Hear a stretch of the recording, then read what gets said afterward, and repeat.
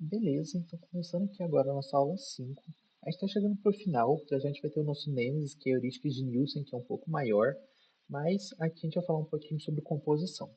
Então a gente viu psicologia das cores, a gente viu tipografia, a gente viu teoria das formas e a gente viu iconografia.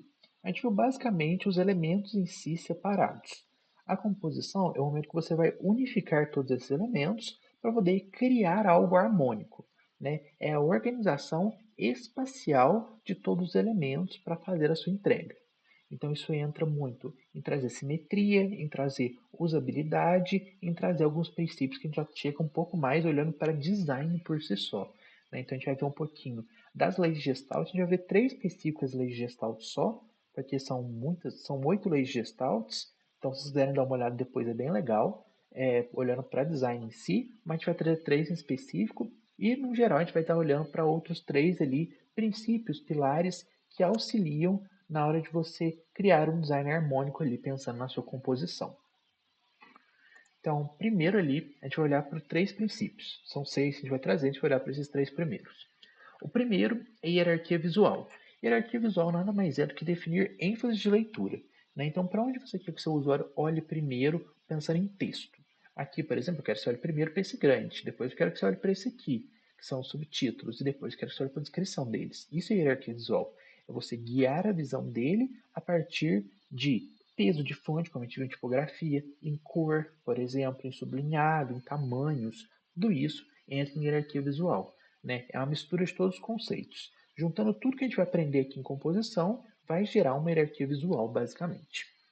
Depois a gente chega em alinhamento e grid. Vocês vão ver grid no curso prático, mais na parte Figma, porque isso entra muito na parte prática de como criar um grid.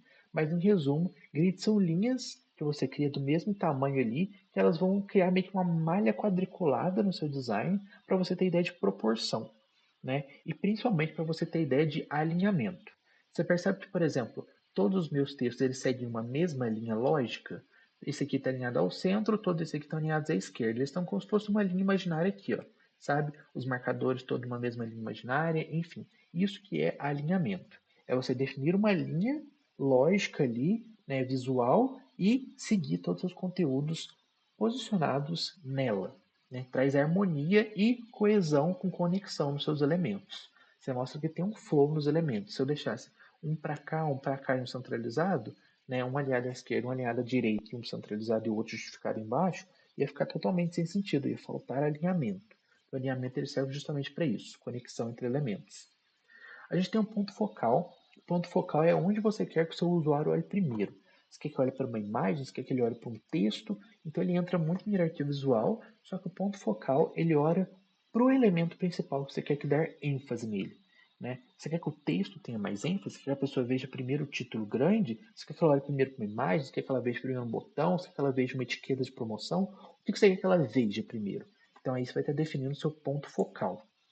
E também, às vezes, é muito comum você olhar para o ponto focal e perceber que, às vezes, não vai ser o que você quer. Então, às vezes, você deu muito destaque para um texto, deu muito destaque para uma imagem, deu muito destaque para um elemento que não era para ter esse destaque e ele se tornou o seu ponto focal. Então, aqui também é você olhar como corrigir isso. Isso é muito importante. E aqui, olhando para os outros três princípios que a gente trabalha ali na composição, a gente tem espaçamento e espaço de respiro, são os espaços brancos, né, de descanso. Então, por exemplo, aqui no meu slide, esse é um espaço de descanso, esse é um espaço de descanso, o espaço entre textos é de descanso também, esse espaço entre a logo aqui é de descanso, essa margenzinha é espaço de descanso.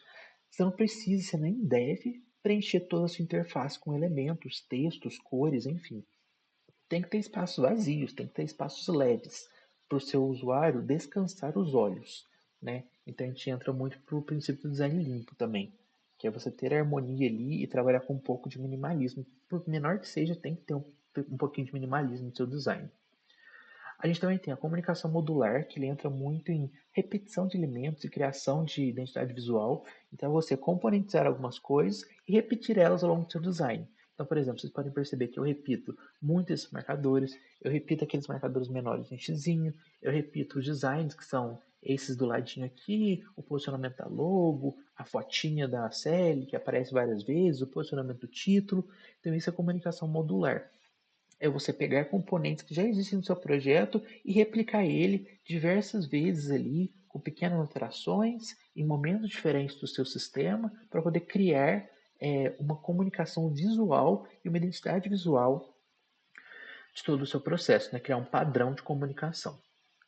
E por último princípio, a gente tem o princípio do contraste. Esse também é outro princípio essencial que anda muito do lado da hierarquia visual, que é a capacidade dos elementos destacarem no ambiente e não atrapalhar sua legibilidade. Né? Uma quebra de padrão para deixar mais e fixar a atenção. Então, por exemplo, esse fundo é branco. Se eu colocasse um texto amarelo aqui, claro, ia ter contraste muito baixo. Vocês não iam conseguir ler o texto. Agora, se você coloca um texto escuro num fundo claro, ele já aparece melhor. Isso que é o princípio do contraste. É você conseguir dar destaque a um elemento e fazer com que todos os elementos consigam ser vistos de uma forma legal ali em todo o processo. E também, para a gente poder finalizar essa parte de composição, a gente olha muito para a questão das leis de Gestalt. Eu falei para vocês, né, são 8 leis de Gestalt, a gente olha muito elas para a capacitação de design, né, design gráfico em si, eu dou ela na capacitação de marketing também, para quem for trainee de marketing, mas aqui a gente vai olhar para essas três específicas que elas são mais importantes. Primeira lei de Gestalt que a gente vai estar olhando, a lei da unidade. A lei da unidade, ela diz que se tem vários elementos menores que estão próximos de si mesmo, formando algo maior, você vai acabar vendo eles como um só, antes de ver eles como individuais, como elementos individuais também. Né? Isso entra lá nas propriedades da percepção individual, enfim. Então, o que isso quer dizer? Se você vê, por exemplo, vários textos próximos de si só, você não vai olhar para as linhas separadas. Você vai ver eles como um bloco de texto. Daí a gente vê as linhas, as palavras, as letras. Você vai ver eles como um bloco e falar, eles têm uma relação entre si. Se tem um bloco aqui e um bloco aqui embaixo, esses blocos estão desrelacionados, cada um tem seu significado, mas os conteúdos que estão dentro de cada bloco têm relação entre si. Né? Se você vê, por exemplo, vários cards em sequência, você vai dar a entender que aquilo ali tem mais por si só, né? Que eles têm uma relação por si só também, que aquilo é um carrossel. Então isso é questão da unidade. Vários elementos menores que formam uma coisa maior e que dá uma ideia ali que eles combinam para fazer alguma coisa que faça sentido. E aí, depois de falar da parte de unidade, faz muita gente continuar com a lei de gestão de proximidade. A proximidade, ela justamente é muito simples. Ela quer dizer que elementos que estão próximos de si só têm uma relação. Então, por exemplo, se você tem um carrossel com vários cards, você vai entender que os cards têm relação entre si, que eles estão apresentando um produto, que eles estão apresentando uma informação, que eles estão apresentando um valor da empresa, e que não, por exemplo, tem um card apresentando o valor da empresa, um card apresentando um produto e um card apresentando um case sucesso. Não, você vai entender que cada um está apresentando uma coisa, mas que todos eles têm uma relação entre si. Né? Isso também entra muito dentro da questão de unidade.